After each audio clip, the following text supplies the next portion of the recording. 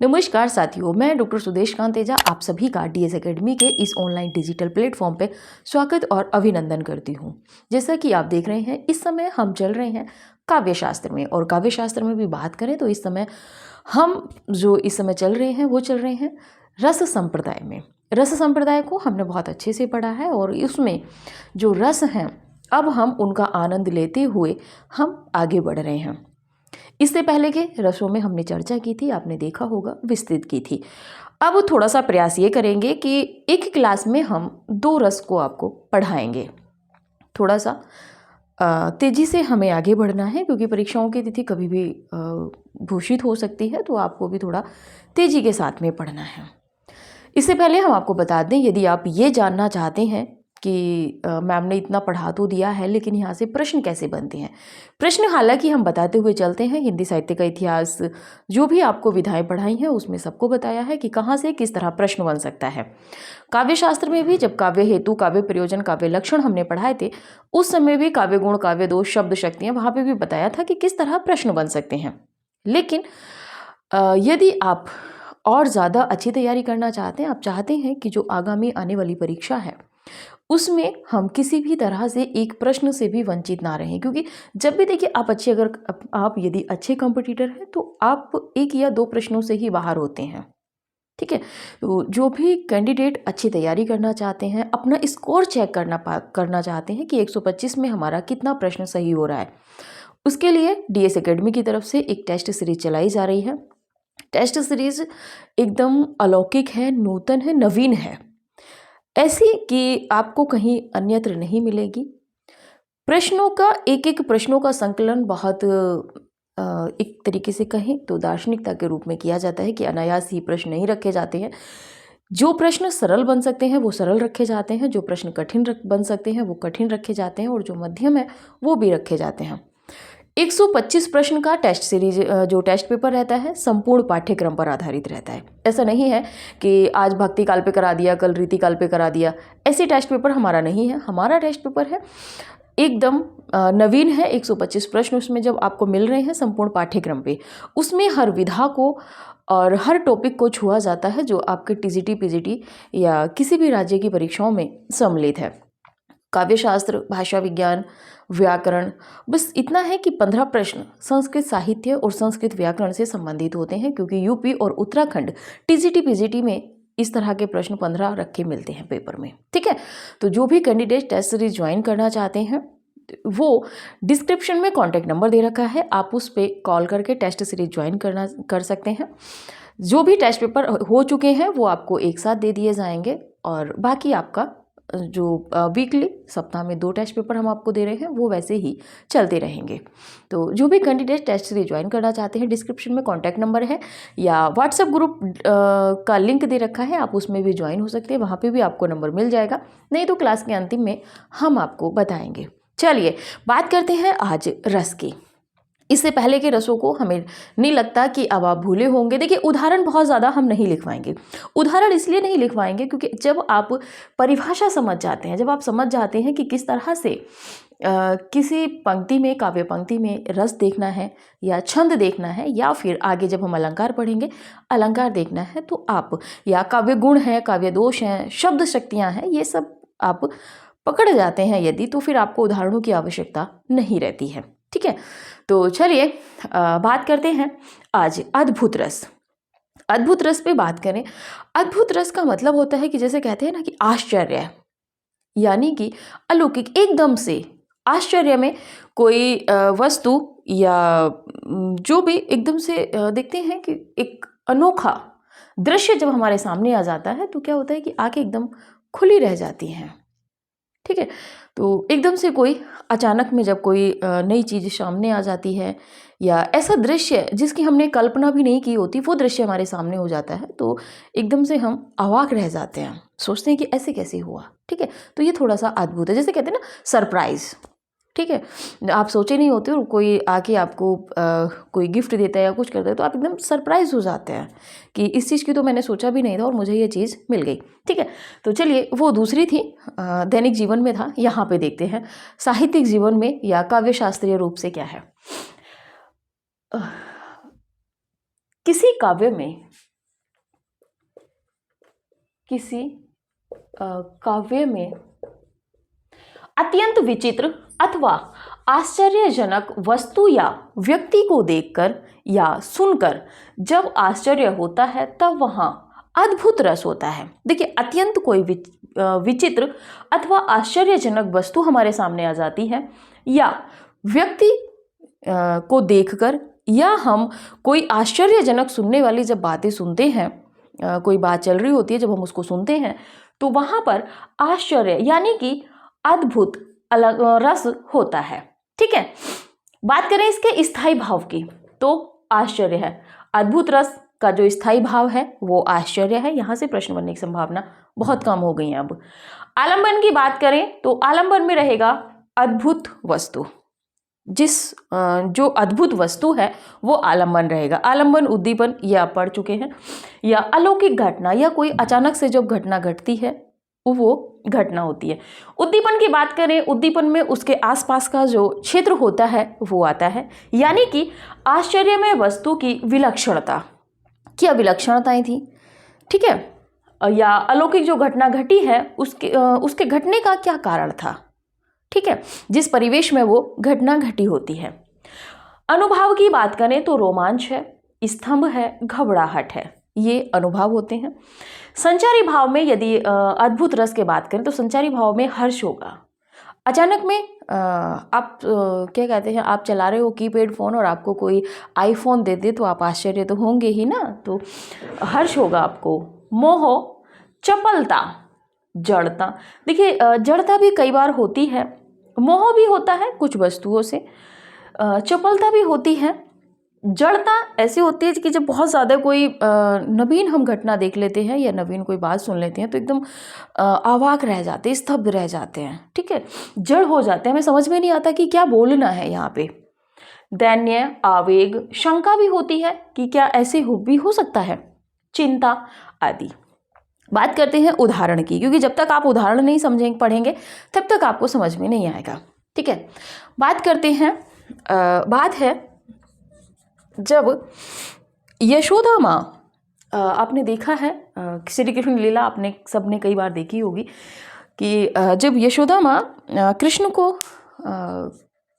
मिट्टी खाने से जब रोकती हैं, तब जैसे ही वो मुंह खोलते हैं वो कहती हैं अपने मुंह में से मिट्टी निकाल, लेकिन होते हैं ना जब बच्चे घूमते रहते हैं, घुटनों जब चलते हैं मिट्टी खा लेते हैं, तो जब वो मुंह में से मिट्टी निकलवाती हैं तो तब वो देखती हैं कि उनके मुंह में पूरा ब्रह्मांड, ठीक है, तो वो आश्चर्य होता है, अद्भुत, उस समय का जो दृश्य है वो अद्भुत होता है। देखते हैं, देख यशोदा शिशु के मुख में, देख यशोदा शिशु के मुख में सकल विश्व की माया, क्षण भर को वो बनी अचेतन, हिल न सकी कोमल काया।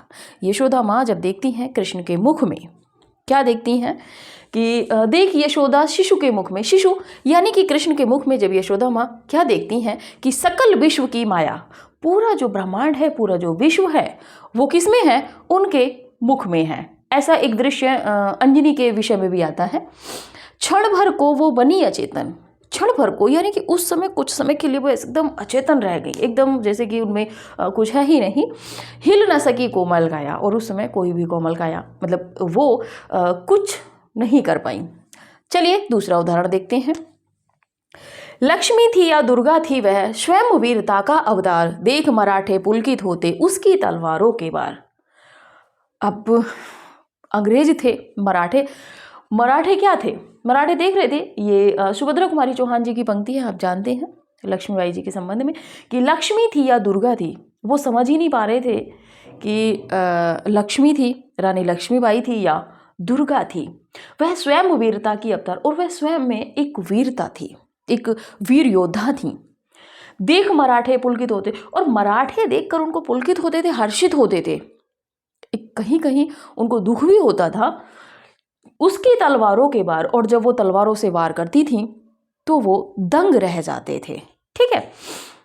तो यहाँ भी आश्चर्य है, जो काम एक योद्धा वीर को करना चाहिए था वो एक वीरांगना कर रही थी, ठीक है, क्योंकि वहाँ के जो वीर थे, जो रजवाड़े थे, जो भी योद्धा थे, वो तो मराठों की शरण में झुक गए थे, लेकिन वीरांगना नहीं झुकी थी।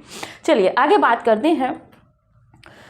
दिनकर की पंक्ति है, आप सभी इससे परिचित होंगे। कमेंट कीजिएगा कि ये पंक्ति किस रचना से है। अंबर में कुंतल जाल देख, पद के नीचे पाताल देख, मुट्ठी में तीनों काल देख, मेरा स्वरूप विकराल देख, सब जन्म मुझी से पाते हैं, फिर लौट मुझी में आते हैं। तो ये जो पंक्ति है रामधारी सिंह दिनकर की है। इसमें बता रहे हैं कि अंबर में कुंतल जाल देख, अंबर यानी कि आकाश में कुंतल जाल देख, छोटे छोटे कानों में जो कुंतल होते हैं उसकी तरह जाल देख, पद के नीचे पाताल देख, और पद यानी कि पैरों के नीचे, पाताल यानी कि समुद्र देख, मुट्ठी में तीनों काल देख, और उनके हाथों में, कृष्ण के हाथों में मुट्ठी में तीनों काल देख, तीनों काल थे, मेरा स्वरूप विकराल देख, सब जन्म मुझी में पाते हैं, फिर लौट मुझी में आते हैं। तो ये आश्चर्य या अद्भुत रस इन पंक्तियों में है। ठीक है, तो आप इसका स्क्रीनशॉट लीजिए। इसके बाद में आगे एक और दूसरे रस की बात करेंगे, देखेंगे कौन सा दूसरा रस है। आप जरा स्क्रीनशॉट लीजिए सभी लोग।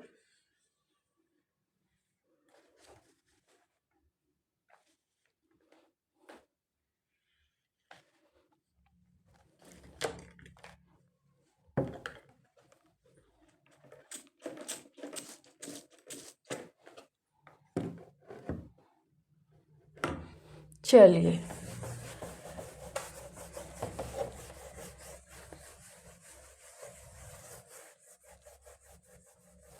देखिए, बचेगा तो आपसे कुछ नहीं, बस थोड़ा सा ये है कि दो रस जब हम पढ़ेंगे तो थोड़ा जल्दी से क्लासेस कंप्लीट भी हो जाएंगी, और अभी काफ़ी आपका बचा हुआ भी है सिलेबस।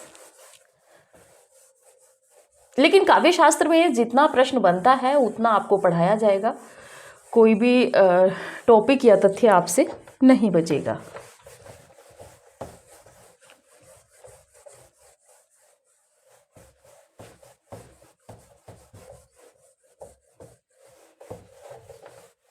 चलिए आगे बात करते हैं दूसरे रस की। आज जो दूसरा रस है उसमें पढ़ेंगे हम आपके भयानक रस को। भयानक रस, भयानक रस, भयानक रस में यदि बात करें,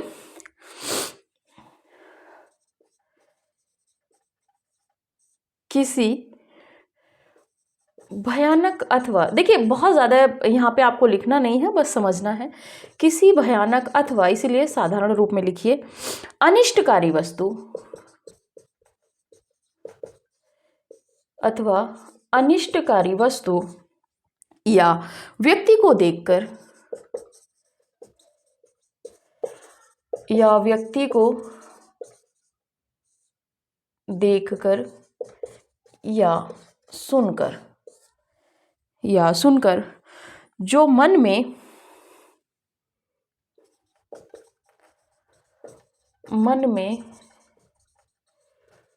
व्याकुलता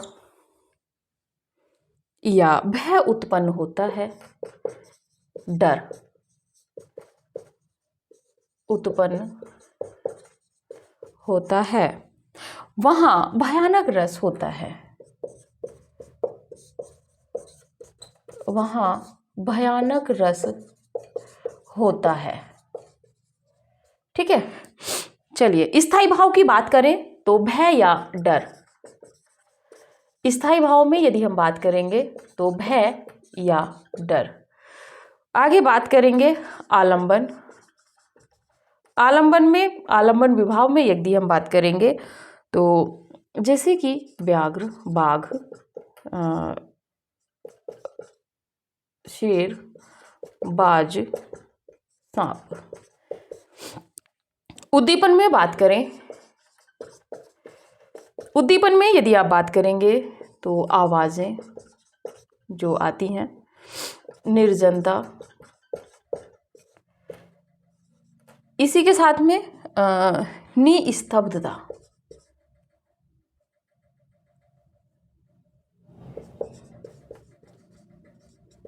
निस्तब्धता।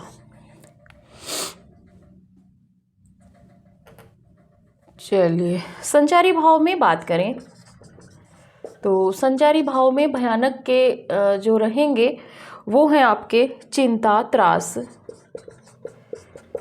चिंता, त्रास, दैन्य, विषाद, ग्लानि, ठीक है, मूर्छा। जैसी बात है, आपको पेट पे चढ़ना नहीं आता और शेर आ जाए तो आप तो मूर्छित होकर गिर जाएंगे। अनुभाव भयानक रस में यदि देखें तो स्वेद, कंप, कंपन, चिल्लाना, रोना, चिल्लाना और रोना, ये अनुभाव हैं। देखें काव्य पंक्ति में उदाहरण के रूप में, तो पहले नंबर पे है बालधि विशाल विकराल ज्वाल जाल मानो, बालधि विशाल विकराल ज्वाल जाल मानो,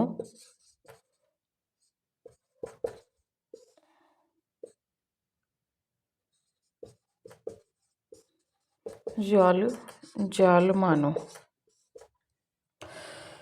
लंक लिवेली को काल रस न पसारी है, लंक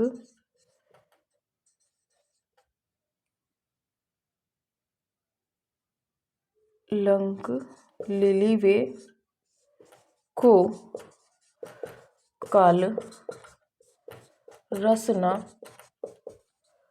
पसारी है। कमेंट कीजिएगा किस पंक्ति से किस रचना से ये पंक्तियां हैं। दूसरे उदाहरण में बात करते हैं। एक और अजगर लखें, एक और अजगर ही लखे,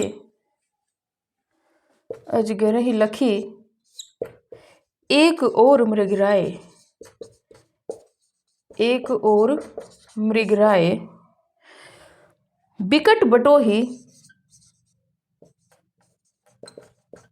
बटोही राहगीर, बीच ही, बिकट बटोही, बीच ही, परियो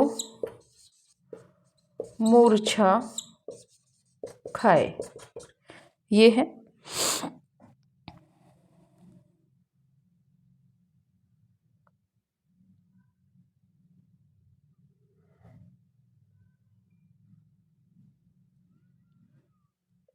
एक और पंक्ति आप लिख लीजिए, महत्वपूर्ण है। जो भी यहाँ पे पंक्तियां लिखवाई जा रही हैं सभी महत्वपूर्ण हैं। उधर गरजती सिंधु लहरियां, उधर गरजती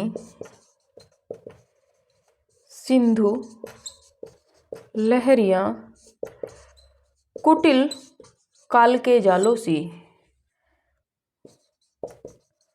कुटिल काल के जालों सी, चली आ रही फेन उगलती, चली आ रही फेन उगलती लहरें, फन फैलाए ब्यालों सी, फन फैलाए ब्यालों सी। कमेंट कीजिएगा सभी की पंक्तियों को, अगर लिख के आप कर सकते हो तो ज़्यादा अच्छी बात है। ठीक है, किसकी पंक्तियां हैं। ठीक है, किसी भयानक अथवा अनिष्टकारी वस्तु या व्यक्ति को देखकर या सुनकर, जैसे कि आप काव्य रस की परिभाषा तो पहले ही देख चुके हैं, सुनकर जो मन में व्याकुलता या भय उत्पन्न होता है, व्याकुलता यानी कि एकदम से मन परेशान हो जाता है कि अब हम क्या करें, व्याकुल हो जाता है, बेचैन हो जाता है कि अब क्या करें, या डर लगता है या भय होता है, जो उत्पन्न होता है वहाँ भयानक रस होता है। कौन सा रस होता है? तो वहाँ पर भयानक रस होता है। स्थायी भाव की बात करें भयानक रस की, या जहाँ पे देखिए कोई भी काव्य की पंक्ति को पढ़कर या किसी काव्य पंक्ति को सुनकर जब हमें लगेगा डर का आभास जहाँ हमें होगा तो वहाँ पर ही भयानक रस होगा। ठीक है, स्थायी भाव भय या डर है। ठीक है, अभी आप बैठे हुए हैं, अचानक में पास में सांप निकल आए तो आपके पास से सांप गुजरे, आप डर जाएंगे, भयभीत हो जाएंगे, पसीने पसीना हो जाएगा, आपको समझ नहीं आएगा किधर को दौड़े। ठीक है ना, ठीक है, चलिए आगे बात करते हैं आलम्बन की। भयानक रस में आलम्बन में जैसे कि बाघ है, शेर है, बाज है, सांप है, ये कुछ आलम्बन रूप में है। जब व्यक्ति इनको देखता है तो अपने आप ही डर जाता है। ठीक है, आप जा रहे हैं, अचानक में शेर दिखाई दे जाए रास्ते में, तब आपकी तो सिट्टी पिट्टी गुल हो जाएगी। ठीक है ना, तो यहाँ पे भयानक रस है अगर आपको कोई आसपास में नहीं दिखाई देता है। उद्दीपन की बात करें तो जैसे कि आवाज़ें, भयानक आवाज़ें, जैसे आप देखते हैं ना हॉरर मूवी, जब आप भूतई मूवी देखेंगे तो ऑटोमेटिकली डर जाते हैं, क्योंकि वहाँ पे शोर ही ऐसा कराते हैं, और दिन में भी अगर शूटिंग है तो भी वहाँ रात कर देते हैं। आवाज़ें, निर्जनता, निस्तब्ध। ठीक है, संचारी भाव की यदि बात करें भयानक रस में तो चिंता हो जाती है किसी भी चीज़ को देख के, और त्रास, दैन्य, विषाद, ग्लानि, मूर्छा, और कई बार क्या होता है कि आप वहाँ पे बेहोश हो जाते हैं। अनुभाव की बात करें तो स्वेद है, कंप है, चिल्लाना है, रोना है, आप यही सब करेंगे। उदाहरण की चलिए बात कर लेते हैं। पहले उदाहरण का कमेंट कीजिएगा किस रचना से है, क्योंकि आप इसको पढ़ चुके हो। बालदी विशाल विकराल ज्वाल जाल मानो लंक लीलेवी को काल रस ना पसारी है। ठीक है, बात करते हैं बालदी यानी कि पूंछ। पूंछ क्या है? लंबी है। आपको पता है जब हनुमान जी लंका जाते हैं तो कांड आपने सारा सुन रखा है, देख भी रखा है रामायण में, रामानंद सागर कृत जो रामायण थी उसमें आपने सबने देख रखा है। बालदी विशाल विकराल ज्वाल जाल मानो, बालदी यानी कि पूंछ इतनी विशाल है, इतनी विकराल है, इतनी लंबी है। ज्वाल जाल मानो यानी कि जैसे कि ज्वालाओं के जाल हैं। लंक लीलेवी को काल रस ना पसारी, और ऐसा लग रहा है कि जैसे लंका को ये निकल जाएगी, क्योंकि जब उनकी पूंछ को मतलब आग लगवाते हैं, ये तब की बात है जब वो पूंछ में आग लगाते, पूंछ से उनके लंका जलाते हैं। ठीक है, तो ये है यहाँ पे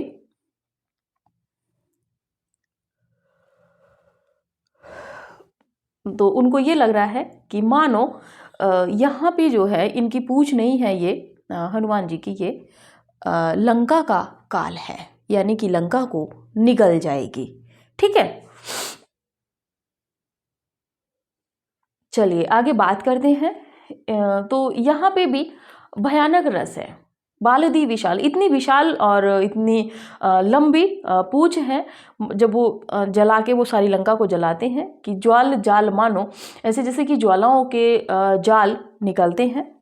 लंक लीलेवी को यानी कि लंका को लील जाएगी, लीलेवी को यानी कि निगल जाएगी। ठीक है, काल रस ना पसारी है, यानी कि ये उस काल के रूप में है, जैसे कि कहते हैं ना कि अनिष्टकारी काल होता है, तो उस तरह ये भी लंका को निगल जाएगी, यानी कि जला जाएगी, भस्म कर देगी जब उनकी पूंछ से आग लगा देते।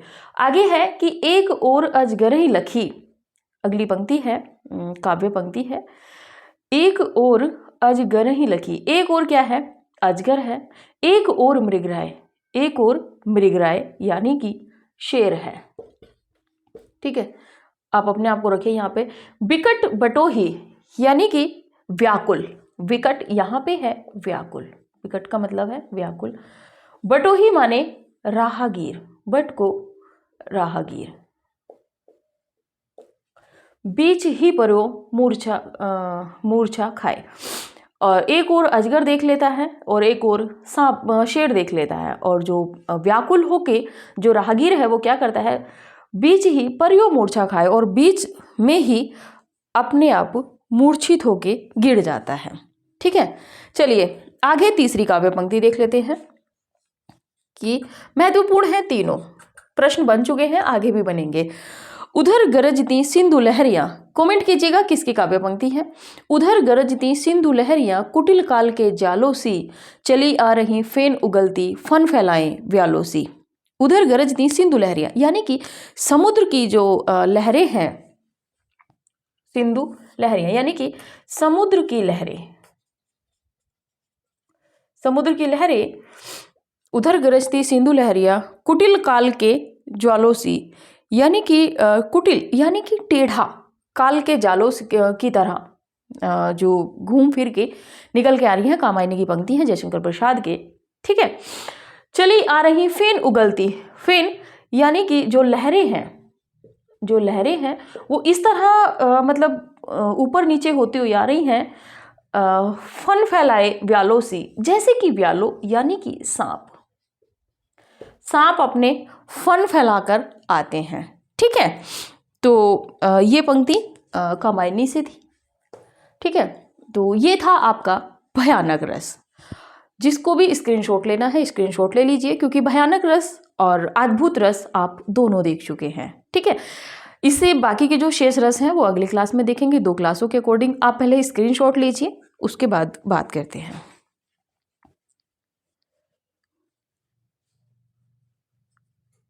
चलिए बता दें आपको कॉन्टेक्ट नंबर 9568802463 इस नंबर पे आप कॉल करेंगे यदि आप टेस्ट सीरीज लेना चाहते हैं या डीएस एकेडमी की तरफ से जो बैच चल रहे हैं अगर आप उनको ज्वाइन करना चाहते हैं तो आप इसी नंबर पे कॉल करके एडमिशन ले सकते हैं। ठीक है, तो अभी की जो क्लासेज हैं अभी की जो क्लास है वो यहीं तक रखते हैं। टेस्ट सीरीज एकदम नवीन है, बाकी की क्लासेज भी बहुत विस्तृत हैं। जैसा कि आप पढ़ते हुए आ रहे हैं तो प्रत्यक्ष को प्रमाण की आवश्यकता नहीं रहती है, आपने पूरा अभी तक पूरी पढ़ लिया है आगे। ठीक है, तो ये इस नंबर पे आप कॉल करेंगे। टेस्ट सीरीज जो है हम इसमें 50 टेस्ट पेपर आपको दे रहे हैं। कभी आप फिर हमसे कहें कि आप ज़्यादा दीजिए, इसमें 50 टेस्ट पेपर हम आपको दे रहे हैं 750 रुपये में, और प्रति संपूर्ण पाठ्यक्रम पर ये जो हमारे टेस्ट पेपर रहते हैं, प्रति टेस्ट पेपर संपूर्ण पाठ्यक्रम पर आधारित रहता है। प्रश्नों की संख्या 125 रहती है प्रति टेस्ट पेपर। वैसे अगर आप देखेंगे तो 6250 प्रश्न आपको यहाँ पे मिल रहे हैं। ठीक है, तो चलिए अभी की क्लास यहीं तक रखते हैं, मिलेंगे अगली क्लास में अगले नए रसों के साथ में, क्योंकि थोड़ा पढ़ेंगे सॉलिड पढ़ेंगे। ठीक है, तो अभी की क्लास यहीं तक, अगली क्लास में मिलते हैं अगले रसों के साथ में। तब तक के लिए नमस्कार।